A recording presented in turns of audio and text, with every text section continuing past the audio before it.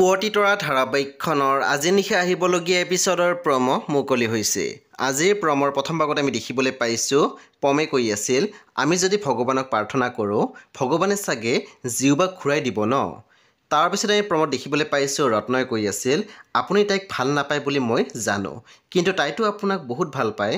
তেতিয়া বেদৰ দেউতাকে কৈছিল, হেৰ' ভাল পালে মোক দিনে ৰাতি শুশ্ৰূষা কৰি থাকিলেহেঁতেন, টকাৰ পিছত দৌৰি চাকৰিৰ পিছত ঘূৰি নুফুৰিলেহেঁতেন।